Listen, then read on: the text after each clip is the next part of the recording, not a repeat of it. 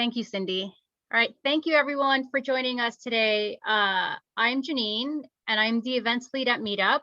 Welcome to Meetup Live and to today's episode of the Dismantling Social Injustice series on championing women in the workplace and beyond. This is the 9th episode of our Dismantling Social Injustice series. You may have joined us for previous events where we've discussed mental health, urban policy, equal and civil rights for the transgender community. We also debunked myths for Black culture last month. And if you have joined us before, welcome back. If this is your first time with us, a huge welcome. Our goal is to continue to foster important conversations through events like these. So again, oh, sorry, my dog wants to play ball right now. Welcome and thank you for joining. I'm beyond excited for today's discussion as we continue to celebrate Women's History Month. We have two great women joining us today. Cherie Marquez, founder of Cherie Marquez, I got it, founder of Take One Daily Media, and Nora Rahimian, co-founder of Culture Fix. They are both we're going to discuss how women are perceived in the media today. We're also going to explain, or they're going to explain, not me, what it means to decolonize professional space and share what progress looks like going forward. We will also touch on actions that we can take to make women more visible and influential, both in the workspace and in society at large. Before we get into the event, I'm going to go over some housekeeping items. So this event is recorded. Don't worry, you will not appear on camera. Only the three of us will. This event we will be sharing a recap and a recording of this event on our blog, meetup.com/blog. And everyone is also, wow, I'm like, I can't talk. I'm distracted by my dog. I apologize. Everyone is also muted. The only ones that are not muted again is the three of us. And we encourage you to please ask questions. If you do have questions, please submit your questions in the Q&A feature at the bottom of the screen. We normally have live transcription. We apologize. There seems to be a bug with Zoom and it is not working today. Next slide, please. So I just gave a brief introduction of the event. Nora and Cherie are going to introduce themselves. Afterwards, we're going to carry on with the discussion with both of them. And then after that, we are going to go into Q&A. And I will be asking them the questions that you share with us. So again, we encourage you to please ask questions. So I always go in alphabetical order. So Cherie, would you like to introduce yourself? Hi, everyone. Thanks for having me, Janine. I'm Cherie Marquez. I'm the founder of Take One Daily Media. We're a creative marketing agency based in Los Angeles. And we work with companies, brands, and organizations, big and small, and focus on helping them kind of gain business results, but also provide a positive, future-thinking social impact. Nora? Hey everyone, my name is Nora Rahimian. My pronouns are she, they, and I'm on colonized Chumash and Tonga land in what is called Los Angeles. I'm a creative consultant and the co-founder of Culture Fix, which is a global network of artists and activists and entrepreneurs who use their platforms for social impact. We believe that arts and culture can change policy and the ways that we act and think in the real world in much quicker ways than laws or legislation ever will, and use the power of artists to change our ideas of what's possible. And so really reimagining the ways that we can exist in the world, not with how things are, but how things could and maybe should be. Thank you both for joining. Again, so excited to have you and to dive into this conversation. Just so everyone knows, the format of today's discussion, we break it up into 3 buckets.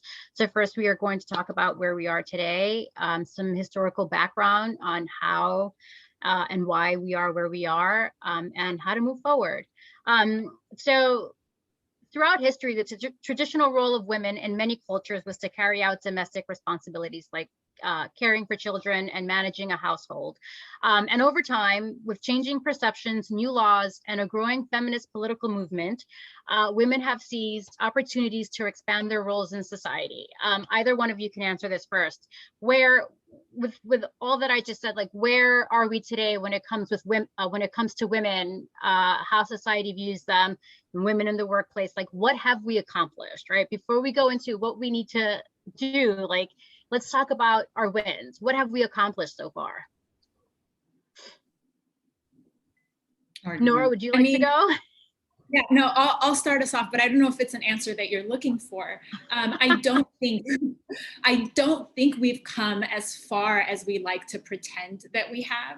And that's not to say that we haven't made great strides and are doing great things. But I think what's happened is we've made personal wins. So there's more social acceptance of things. There's more individuals in certain positions.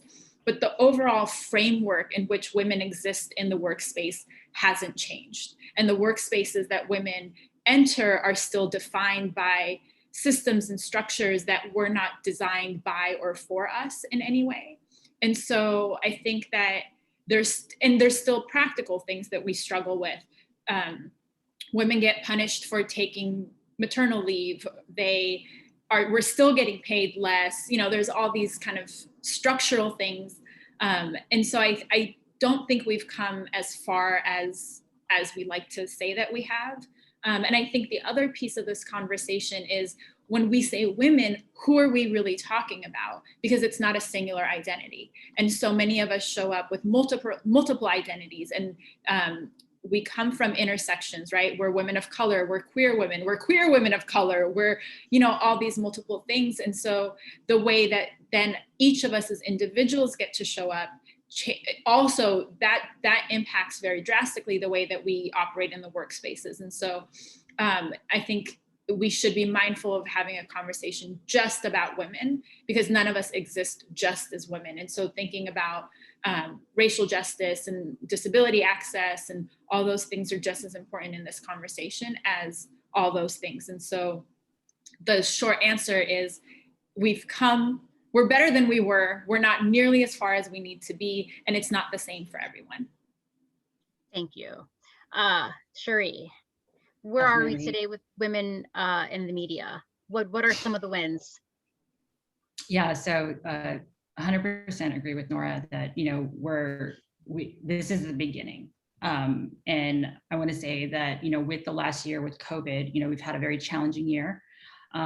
And not to say that, there isn't a lot of work to do, because there is, but there has been a lot of firsts, I would say, in the last year and a half. Which is promising, and it's a really good thing, but it's also, when there's first, it means there's a start. And so, there's obviously a lot more women leading, heads of states and governments and in offices. And I think that's really great. There's a lot of wins there. There's a lot of, we've shown throughout COVID with, women leading certain countries where the numbers are down. Where we kind of come up short, there's still a lot of recognition that still needs to be had. For example, with COVID, when we're not actually giving recognitions and saying people's names, and it kind of becomes lost and forgotten, and then it becomes part of that kind of routine. An example is, Dr. Kizzmekia-Corbett, who was the Black woman who was a key scientist for the vaccine. For the first week in the media, her name was not mentioned. It really wasn't present until someone called it out. And so being able to recognize some of those things is kind of what will also kind of help us progress forward. Thank you. And so there's this, you both just said so much, right? And there's just like so much to unpack here. And I'm just going to dive into the historical background. So I'm gonna go to Nora, but Cherie, I definitely want to go back to the role that media has played, especially with recognition, the recognition that women are getting. And it's clearly not enough. And I want to add that, yeah, you know, it's interesting, while there are a lot of firsts, right? Like we have a female vice president, it's still bothersome that they're considered firsts, right? Like they're not happening as often as they should, because we're celebrating these first, and it shouldn't be the case. It should just be that we're just celebrating, you know, women all over the world for their leadership positions that they're taking and the great work that they're doing. There shouldn't be, you know, I feel in 2021 firsts, right? Like that shouldn't be the case. So Nora, historically, how have women been viewed, you know, when it comes to society, and in the workplace, and where does this stem from? Yeah, and I think, you know, even to your thing about first woman VP, that's only true in the US. In other countries, they've had women presidents, prime ministers. There's a long history of that. So just to acknowledge that we're talking about a really unique context, because throughout history in different countries, women have had more power, have been treated differently. Thank you for making that distinction. That is 100% correct. Well, and part of what we're talking about is unique to the US context, because, so just to give a little history, right? Back in the day, when, you know, the kings and queens in Europe were out colonizing the world, what was really present at that time was pushing, you know, God, gold, and glory, right? Religion, capitalism, and the power that comes from that. And so when they colonized the US and exported that system of thinking and being, that came with it. And in that system of religion and capitalism and imperialism and colonialism was this value system that said patriarchy was going to rule and men were the ones in power, and women who were actually doing work. Women have been working in the private sector and the public sector throughout history, but that work wasn't valued. And so over the years, we've kind of inherited that. That system really hasn't changed from back in the day when, you know, they were out exploring and colonizing and trying to gain power in those ways. That's what became the existing structures of being. And so women have always been seen as, you know, you stay in the domestic sphere, you do work, but that's not really work. So a lot of the work that we do, even now, is work of care, work of service, work of emotional labor that we're told are soft skills. Oh, you're friendly, that's not really a skill. Oh, you're good with people, well, that's nice, but do you have real skills? And so even in the ways that we talk about the things that we do, the skills that women are conditioned to have, right? This isn't, now we're getting into gender roles, are skills that are valuable but not valued. They're not worth money, they're not worth time, they're not considered leadership skills. And that comes from that long history of religion, capitalism, and colonialism. And we've just continued to adapt that over time, which is why, and we can talk about this more later, but why it's not enough to just put women in these systems if the system itself is still upholding that set of values. Two things. One, I love how you said that women, we have soft skills, right? Because research shows that women are better managers. So like our soft skills, you know, get the job done. And the other thing I wanted to say is, so you mentioned patriarchy. One, for folks that don't know, can you explain what patriarchy is? And then second, how else has patriarchy contributed, you know, to women in society, or how women are viewed in society? So patriarchy is the system that inherently gives men power and privilege by being men. And when I say men, I'm referring specifically to cis males. So people who are born with male genitalia and identify as men. But that just by virtue of being a man, you have power and privilege in the world. And that's patriarchy in the most simple definition.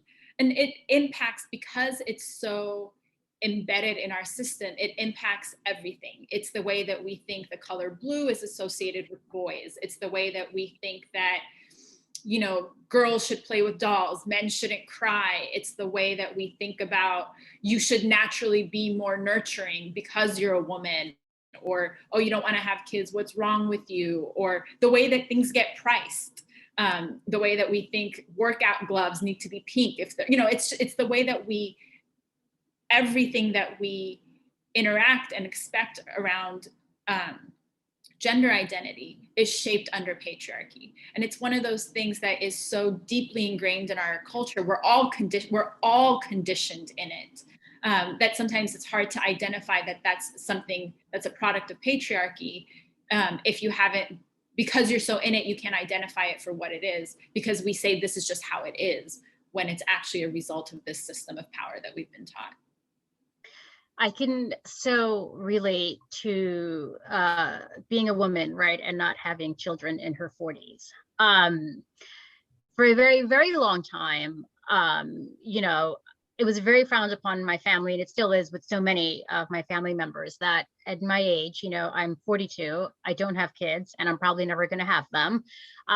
There was so much shame, you know, that was brought on me because of that, and I carried so much guilt because I was, you know, I haven't had children, and constantly being asked and being told that I needed to have children. And it's like, and asked like, well, what are you waiting for? What if that's not what I want to do? Or what if it is, but the time just isn't right? Like, why is it that that's my most important role? I'm not saying that it isn't an important role to be a woman, but to be a mother, sorry, but like, why does that have to be the only role, right, that I have? Thank you for that. Cherie, let's go back to the media. You know, can you break down the history of media not giving women proper and positive recognition, as you mentioned before? Yeah, so you know, I think that what we see has a huge impact on what we think, what we do, and inclusiveness in the newsroom also means inclusiveness in media. So the more diverse we have, the more diversity we have in our journalism, that means that more stories are being told. I believe the latest statistic from the women in media are 62% of men still hold bylines, and a really small percent are people of color.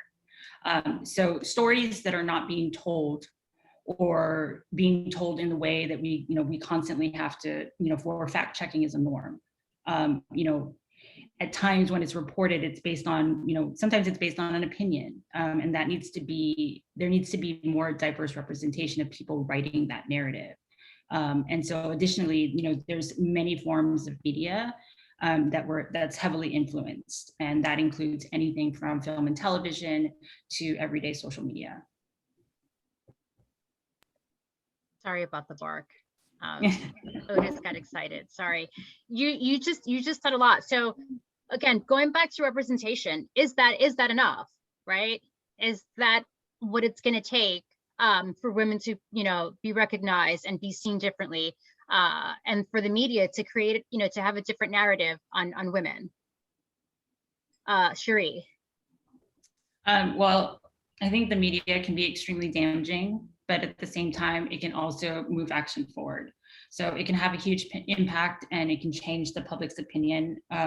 It can change the public's attitude and behavior around gender and transform culture. We've kind of coined the term influencer in a certain way due to social media, but regardless of who we are and who is in our network, who's in our audience, in theory, we're all influencers, and it's important to speak on that from every individual's perspective.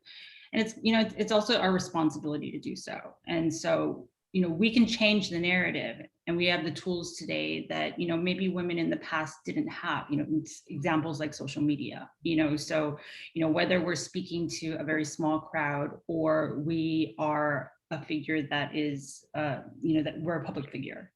I think that we all have the ability to change the narrative, and, and also be able to kind of have a say, have a voice. Thank you. Nora, when we chatted, I know that you had something to add to this, right? How if representation is enough.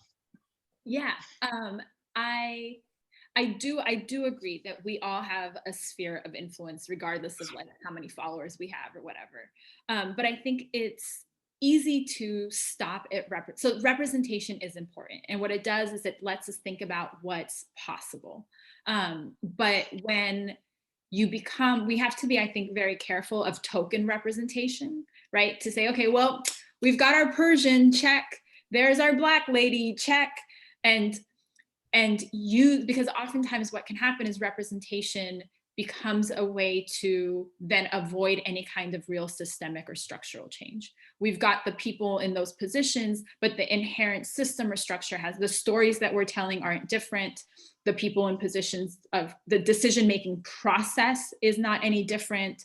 The ways that we communicate, like nothing changes except for the person that we're seeing. And what that does is it plays into this idea of identity politics, that one woman represents all women, which isn't true, because we're, as I talked about earlier, we carry so many different identities, we come from so many different backgrounds, that it's not enough to stop there. And so, yes, representation is important. And also, we need to make sure that we're continuing to push for real systemic and structural change, so that we're not waiting for someone to put us like, okay, you get to be the representative, right? Like we're waiting to be chosen, rather than creating a whole new system where we can make the decisions and everyone has equal access to tell the stories they want or to create the things that they want. And that's the thing where if we're not careful, we'll just settle for representation. And all that does is like put a Band-Aid over a bigger structural issue. You'd mentioned that the media exists as a money-making thing that focuses on narratives that are convenient for folks, right? So like, we need to change the narrative, right? So how do we make people uncomfortable, you know, in a way that, and Cherie, you can answer this as well, you know, in a way that it makes them think about it and want to take action, right? I think so. Media creates culture, right? But media also, especially in a world where media is designed to make money, media is going to tell the stories that people want to hear. And so if people say, right, that's the capitalistic construct.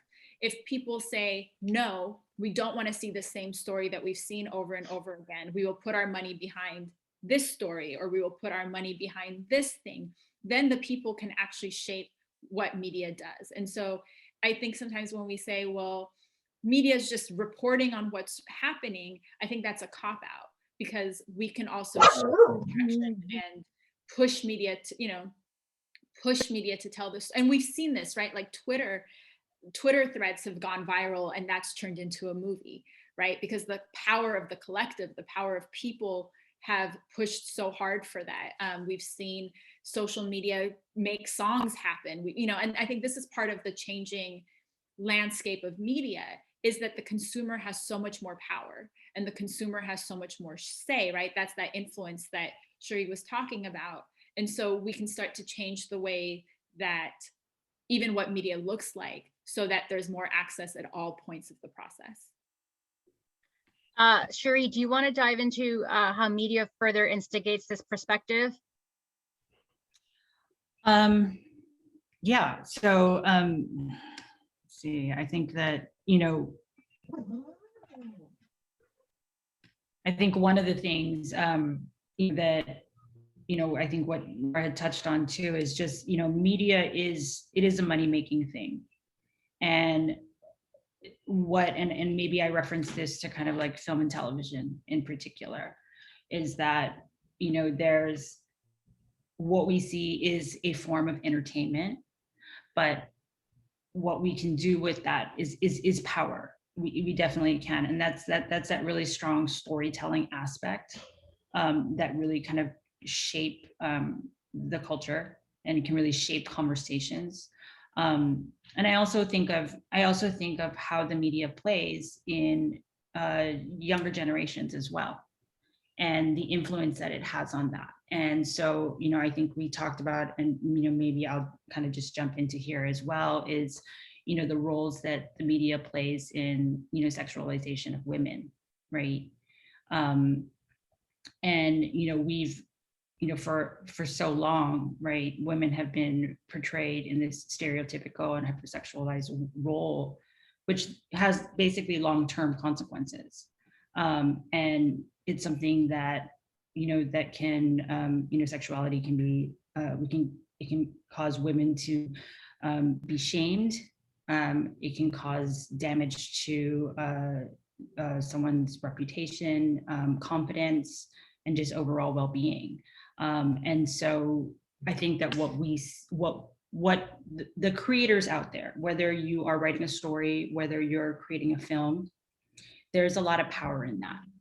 And regardless of if that's what your editor is asking for, write a piece here, or if the producer is saying this is what we want to buy into, this is the story, this is the film that we want to bring to life, those creators have that power. And that's really kind of what can shape those conversations. So again, going back to the media can be extremely damaging, but it can also be, it can also move us forward in action. Thank you. Yeah, and thanks for bringing up the topic about the sexualization of women. And I know that this is probably a lot of people have watched this documentary, but when you said that, the Britney documentary comes to mind, right? Because that was a very big issue, right? Nora, what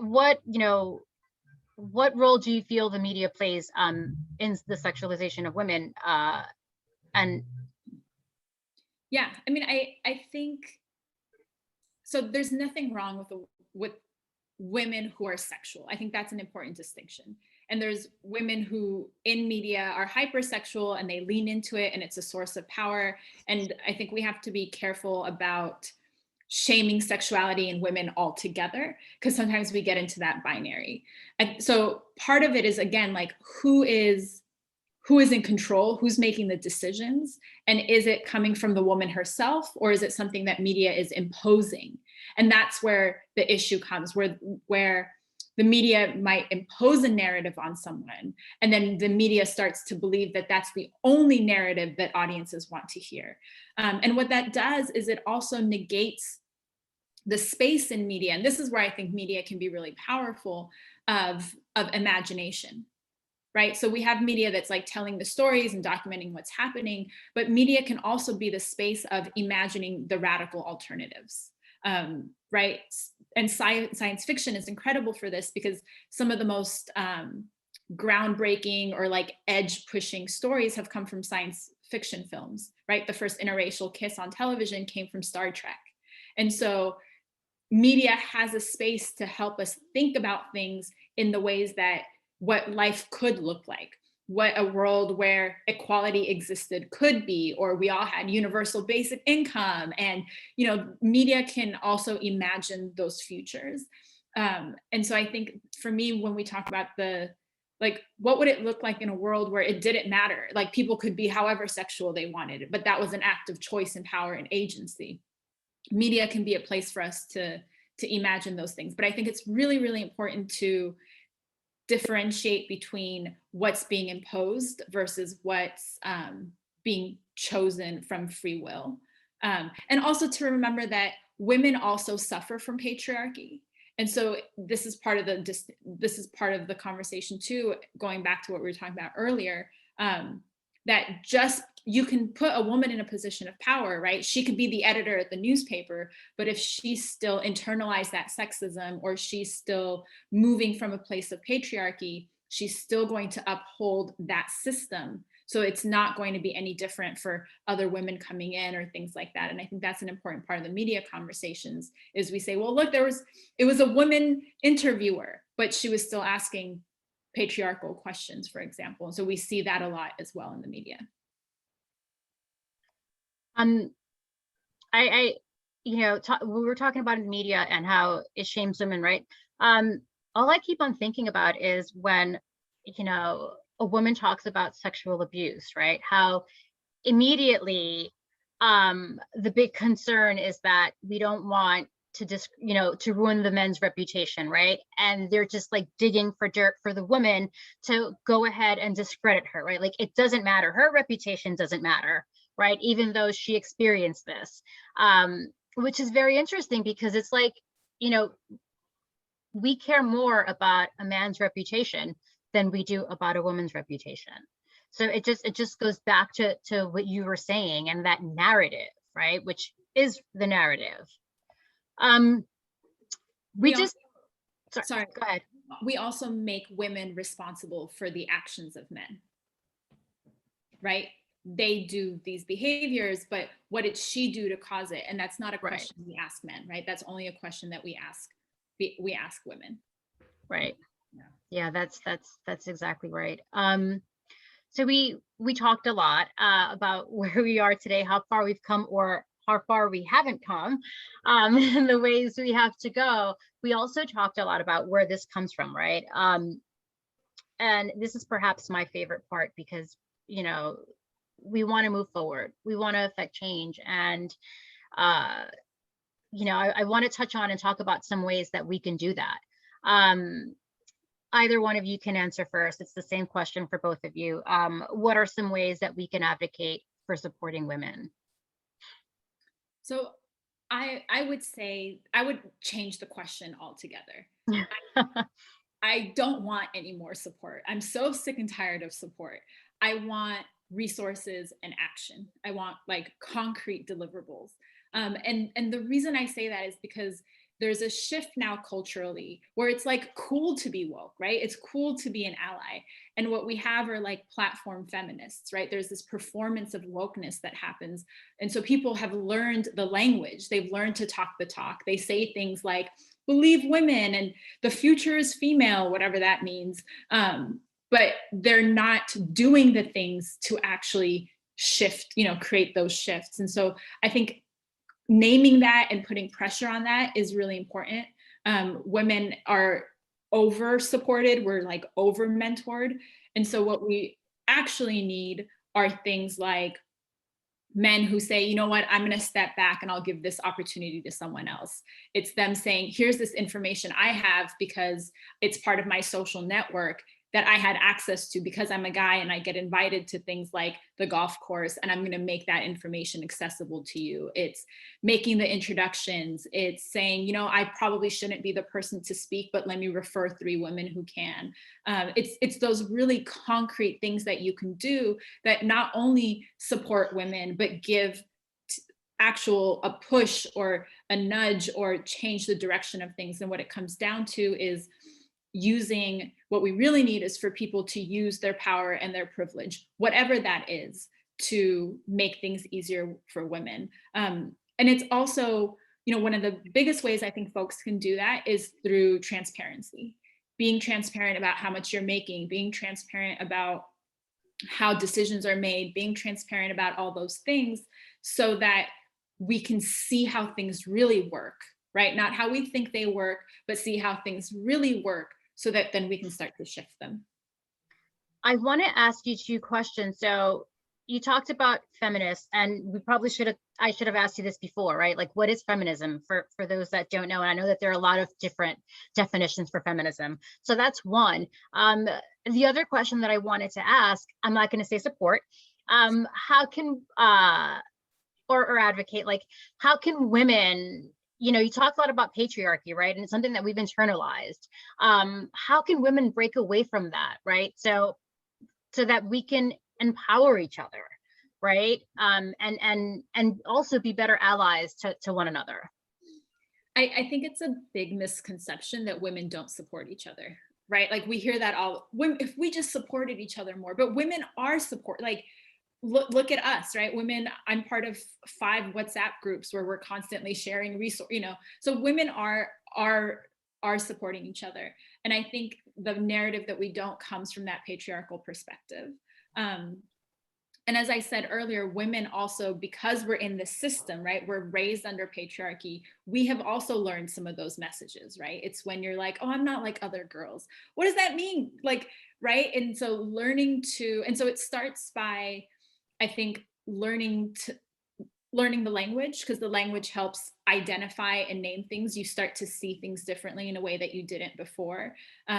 It's starting to question, like, where did my beliefs and understanding of gender identity come from? What do I think about women? And really just like exploring that in yourself and starting to observe the dynamics that you see. And you'll start to, as you start to just pay attention, then things become a lot more clear. starts. I think it's one of those things that for folks, it's in the same way that we talk about like becoming aware of your white privilege or whatever other privileges that we have. It starts by studying and listening to people when they share their stories and starting to ask yourself some self-reflective questions so that you can become a little more aware of how you navigate in these spaces. It's to realize that we're not in competition with one another. Like there is abundance and enough, and we're not in competition. And once we accept that, then it becomes, I think, a lot easier to see each other as allies than competition, because that's the other narrative we're told. There can only be one woman in the room, and there can only be one of, that kind of thing, and that's not true. Yeah. Thank you. Cherie. Yeah, so I mean, I think that, first of all, learning to respect each other's differences is a really big thing. I think that and going off of, the whole competition, women are very collaborative in general. And I think that's the way that, we always have been. And it is that kind of that misconception, that it's a cat fight, or it's us trying to be better than one another, or, whatever it is. I'm smarter, I'm prettier, all of those kinds of things. But being able to really kind of come together, be collaborative, respect each other's differences, and know that just because we have differences doesn't mean that we can't work towards solutions.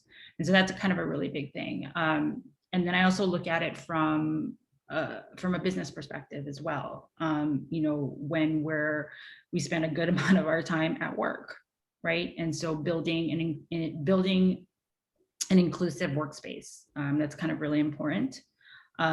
Being able to recognize bias, develop programs, changing that system, right? Building programs so that employees feel that they are able to move on a certain track, learn, grow, and give them that confidence. That maybe it was lost, maybe they already had it, but being able to provide those opportunities for them, so that they can move towards, those leadership roles if they're not already there. And then also creating kind of a welcoming environment for them where they feel supported, they feel safe to speak, they feel heard, and that, I think when you create that environment, there's so many beautiful things that can happen. And there's so many people that come together rather than it appears to be we're competing against each other. And then also hold leaders accountable. I think that's really important. What was mentioned before. It's not just, we're going to hire 15% Black people, 10% whatever. It isn't just a checkbox. It's really having the leaders accountable to what their promises are. There's a lot of things also, like even with Black Lives Matter. When that had happened, I literally saw so many companies come out and say this or say that, and it was part of the trend, and it can't be part of the trend. It has to be something it has to be something where companies are actually taking action of what is happening right now. So definitely holding leaders accountable. Thank you. We talked a lot about what companies can do. Is there anything else that you'd like to add, Nora, to what a company can do? Because I have a question that we didn't talk about, but in hearing everything that you're saying, I need to ask this question. Is there anything else that you'd like to add to what companies can do? I'm so curious what your question is. The only thing I would add is to really think about how is it that really what we need, right, is to create spaces that are workspaces that are more feminist. And when I say feminist, what I mean is inclusive of all people. So please don't get it twisted that feminism means that we're going to put all the men in a side room and the women are going to take over. What feminism means is that everyone has equal access, equal opportunity to move freely without harming others. And so I think that's what we need, because what happens now is we have workspaces that are patriarchal. We hire women and women struggle. And then we say, well, see, she just wasn't cut out. Women just can't hang in this world. And so you problematize the individual rather than recognizing that there is a cultural problem in the way that we run businesses in this country and in the way that we run work in this country. And to what we were talking about earlier, we've seen it with COVID. Like, it hasn't been operational. This isn't working, to have women do all this work and all these, both at home and, caregiving, working, doing all these other responsibilities. And so I think there needs, if we're talking about like what the big picture is creating workspaces that are different. And that starts at all levels. What kind of perks we give, encouraging time off, work-life balance, like all those things that go into building out a culture. But I'm curious about your question. All this talking that we've had about women supporting women, right? And not that we don't, but it's like cultural, like society, right? And culture, like we're made to compete against each other, right? And it's like, okay, so we understand this and we know that that's not the way that it is, and we shouldn't be in competition. We should, support each other and stand by each other. As I said, I'm not a mother, but I do have younger sisters, and I know that, and I grew up this way, right? Believing the same thing, that we were in competition, and I see this in my sisters as well, because this is how they're being influenced. So like, how can I address this, right, with my younger sisters and let them know that we're not competing with other women, that, yeah, that's what you've been told, but that's not what it is. And the other thing, it's like, also because they're younger, they're so impressionable, where it's like, you don't have to fit this cookie cutter mold of, you have to like pink, or you have to behave like this. Like, how can I talk to my sisters, and for anyone that's listening, how can we have these conversations with younger women? I think one, it starts with role modeling. And in some ways, a lot of us are doing the work of breaking the cycle. Right? I had mentors who really came from the school of like, I suffered, so you got to suffer. And they were tough on me. And it was, it was nasty. And so now when I mentor, that's not how I do it. Right? The normal continuation of that chain would be like, I paid my dues, so you got to pay your dues. But it stops with me. And I say, no, let me uplift you. Let me support you. Let me amplify you. So there's that for those of us who do get it and who have unlearned, that we start to behave differently so that chain reaction happens.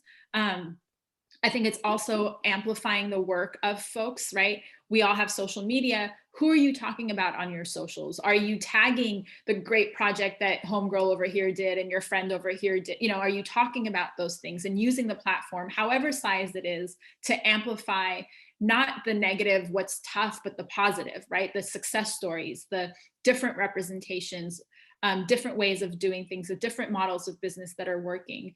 And so I think that's the second thing, is the amplification. And I think the third part is being really proactive about finding those things. As we've talked about, that's not, mainstream media isn't going to serve it up on a dish for us. So it's really taking our resources and our time to seek out those things and then connect them when we do. Hey, you should meet my friend over here, and you can be great together. And that's how we start to shift culture and create a new normal. Yeah. Thank you. Cherie, is there anything that you'd like to add to that? Yeah, I kind of think about this on a personal aspect as well. So I have these conversations with my daughter all the time. She grew up in a world where it's about Snapchat and it's about TikTok, and that's where she gets her information. And so, it's definitely a different time than when we were kids.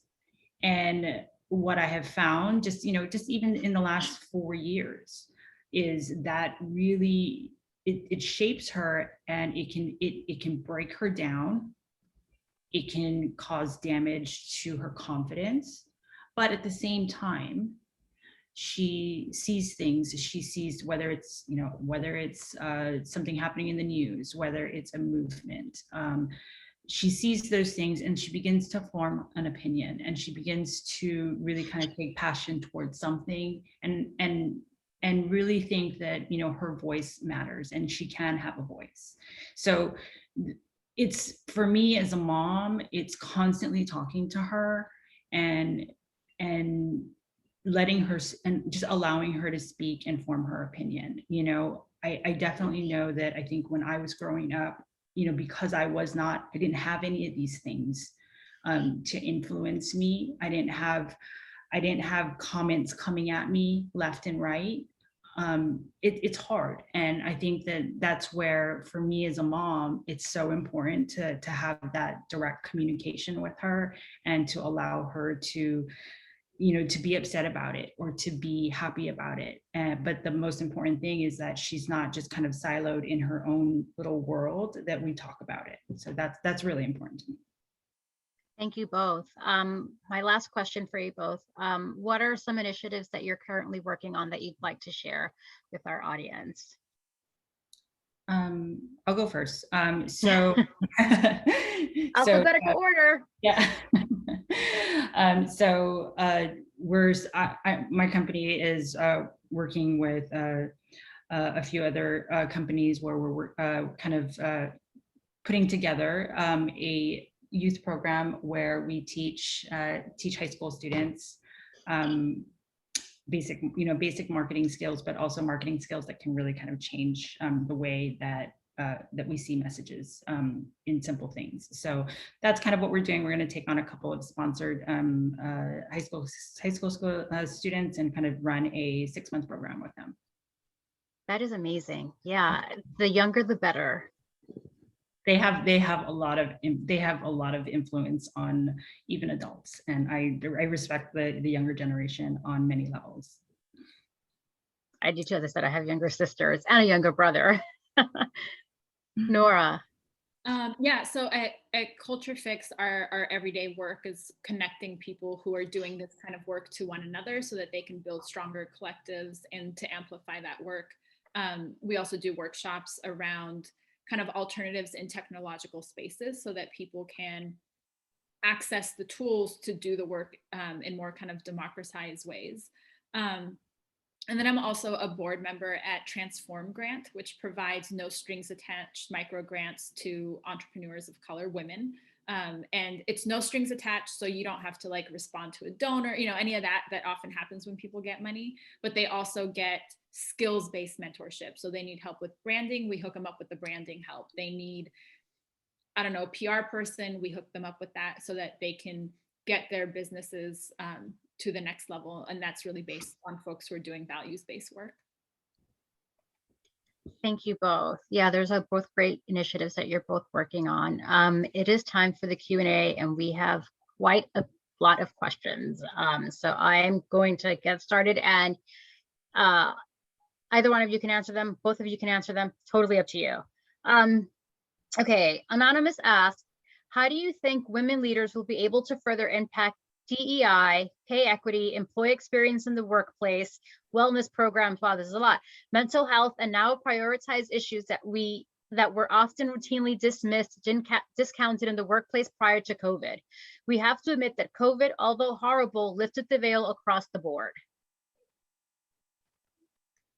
So I would say that it's a lot to put on women. And I would flip the question back and be like, what are the guys doing, right? Like none of this is, although COVID might have made this more impactful on more people, none of this is new. This is things that women, and especially poor women and poor women of color, have been living with and dealing with for a very, very long time. So I think oftentimes when we say COVID, it's really like middle-class white women who have started to be impacted by some of these things. And now that they're feeling it, we're hearing about it more. So that's a really clear thing that's happened because of COVID. And so what I would push back on is it's not enough to say that these are like quote unquote women's issues. We really have to understand that the things that impact women impact everyone. And so it is everyone's, like there's no such thing as a woman's issue. And so they impact everyone. And so this is the responsibility of everyone. And so again, I come back to, if you have power and privilege in this area, I'm looking at you guys, men, this is where you speak up and you advocate and you do the legislation work, or you talk to your boss, or you say, hey, I know that so-and-so is getting paid less than me, or we need to, it's to start to speak on and push for the changes that people need to have. It's not enough to put it on women, but it's really on those in power who have that privilege, who are the men to speak up and take action and real action, and let me be really, really clear. It has to be enough action that it feels risky. Like, you should feel scared as a guy when you speak up on these things, because if you feel comfortable, you're not pushing hard enough. And so there has to be, if we're really trying to change power, it has to be bold, and it has to be brave. And it's not enough to do things that are in your comfort zone. You got to really push the thing to create that systemic change. Thank you. Cherie? I'm gonna let her end with that, because I think that's pretty, Summed it up pretty right. Okay. This one, I think this is a great question. I mean, they're all great questions, but Leona asked, what do you think men's role should be in all of this? Isn't it up to them to show great leadership to their peers, other men, to abolish the patriarchy? I think there should always be men in the conversation. I can take this one. So this is not a women hate men conversation, and that's not the society that we should be living in. We do need men, but we also need men to speak up for us too, when need be. And I think that, in order to kind of like break that patriarchy and that system that we have, we definitely need those men to be part of that change. And so, it should never be, we should never be in a place where we have a women's conference, but, there's never a men's conference. We should never be in those places where we're categorizing those types of things. We're obviously working towards that, that equality that we're always striving to have. But I would say that it's always going to be important for everyone. And again, it's not just a male female thing. It's everyone. It's an inclusive situation. So if you are a part of the LGBTQ community, same thing. So there has to be an equal pull. I do think that in this certain situation here, the conversation that we're having, women in the workplace, men do have a very large responsibility that they need to step up and take. I would push on that just a little bit, because I do think we need spaces that are by us, for us. Every conference is a men's conference. Every conference is, this, that, and so there, and even if we're there, right, it's not centered for us. And so I do think there's a lot of value in the same way that we need spaces that are just for people of color and just for queer folks. And I think those spaces are really valuable, because everything else is not for us.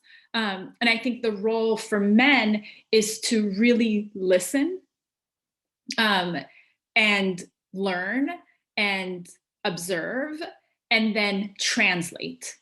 The role of men really is to translate, because if I say something to a guy, he's going to hear it very differently from me than if he hears it from his bro that he drinks with on, the relationship is different. The basic assumption of how you see that person by virtue of his being a man versus me as a woman is different. And so that's the role of men in this work right now, is to learn, is to listen, is to observe, is to be uncomfortable. Like, if you're sitting here and you're hearing this conversation and what you're feeling is, but why am I not there? That's actually an opportunity for you to look at why you think you need to be in this space in the first place and what's coming up for you, and to sit with the feeling of what does it mean to step back and listen to other people. So I think that's some of the work. When you're so used to being centered, how does it feel to be decentralized? And so I think that's the work of men, is to listen, to work through their own stuff, to translate. And then only then can we come. When men have done their work, when we've had our space, now we both feel seen, heard, and understood. And then we can come together and create spaces that really are equitable. Because unless we do that work separately, we won't be able to enter joint spaces equitably. And we see that all the time. We see, that gets recreated in spaces all the time. So I think that's an important piece of it, is there's spaces where as men, you got to step back and then do again, I keep saying the translation work. Thank you both. So here's another question. In politics, this is from Anonymous, sorry. In politics, if the media is talking about how a female politician is dressed and how her legs look, we still have a problem with women being appreciated for what they do rather than how they look. What can women do to cease this kind of negativity about how they look and how it doesn't matter how a man looks most of the time? I mean, I personally, that goes back to how we perceive women and what their role is. You know, it's kind of I believe it was Japan that had put in that place of women need to wear high heels at work. And that's just, you know, this is this picture that we paint for women, that they have to do this or they have to look like this in order to be this. And that should never be the case. And again, this is society painting this picture that we have to be able to kind of get away from, because there's still a lot of that exists, a lot. And not just in media or in the workplace, in general. A woman has to look a certain way, and it doesn't matter how the man looks. For sure. Anonymous asked, how could someone who recognizes that dynamic in their workplace was set by a patriarchal culture open a conversation with their colleagues about more inclusion of women? And I think, Nora, this goes exactly to what you're saying about translating. Mm-hmm.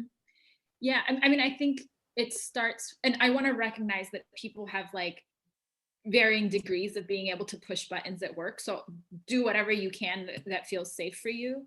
But if you can name it, identify it, speak up. Like, I can't tell you how many times I've been in meetings where someone has said something sexist or racist and I identify it and no one else says anything. But then afterwards they come up to me and they're like, that was so brave. Thank you for speaking up. But they say it secretly to me. And think about how much more powerful it would have been if in that moment they had spoken up and they had said something, and that would have sent a message, one, that this is a space that, hey, I'm an ally, I'm a safe person, but also that we're creating new norms in this space. So I think the work of like speaking up, naming things, identifying things, and then find, if you're in a workspace that isn't so safe to those kinds of things, find your allies, like find your community, find the people who do get it. And sometimes there's strength in the collective, right? You organize a little bit and pick an issue and name it and come up with, here's the solution we want to see, here's the change we want to see. And you can go to the people who are in decision-making positions with a little bit more like, this is concrete, right? Sometimes people can do something about, we want this or we want that. And if you have a specific ask, that's much more easier for someone who maybe is new to this or doesn't know how to change things to respond to that versus saying we need to end patriarchy in the workplace. So if you can make it operational, if you can operationalize it, that's often a lot more accessible to people. And then eventually enough of those things will start to shift the culture. Thank you. Cherie, is there anything you'd like to add to that? Something a little similar. I would say that, you know, when you're in a workplace and you are dealing with some of those challenges, I always kind of recommend making sure that you're taking the proper steps to work towards those solutions. You know, so whether you have concerns, to make sure that you're going about it the right way, so that you can also, I think you can also internally just kind of protect yourself.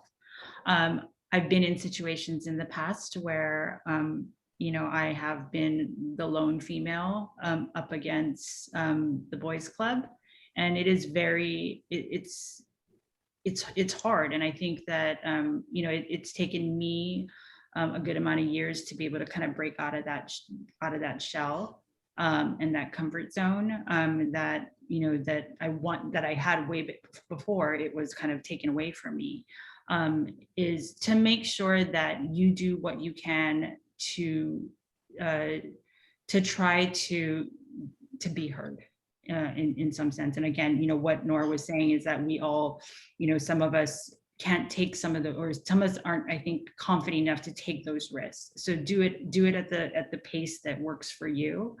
But know that when you're also doing this, not just for yourself, you're probably doing this for someone else as well.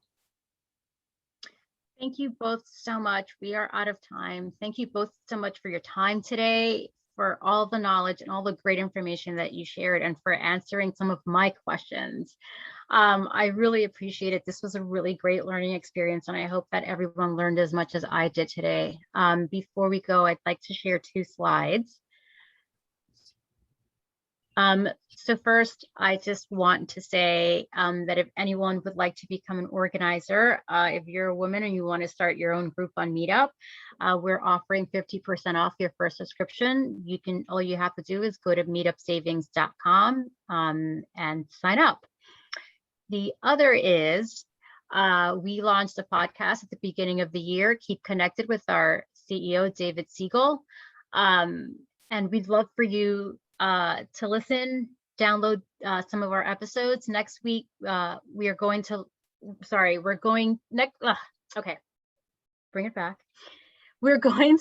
our 7th episode next week with Radha Agrawal, which some of you may have heard of. She is the author of Belong, as well as the CEO and co-founder of Daybreaker. And I should have said this before, you can also pull out your phone and scan the QR code, or you can just type in meetuppodcast.com and you'll be able to access our podcast. Again, I just want to thank both Cherie and Nora. Thank you so much for your time. This was a really great conversation. I learned so much, and I hope everyone else did as well. Thank you to everyone that tuned in with us today. We really appreciate it, and we'll see you next time. Thank you. Bye. Thank you.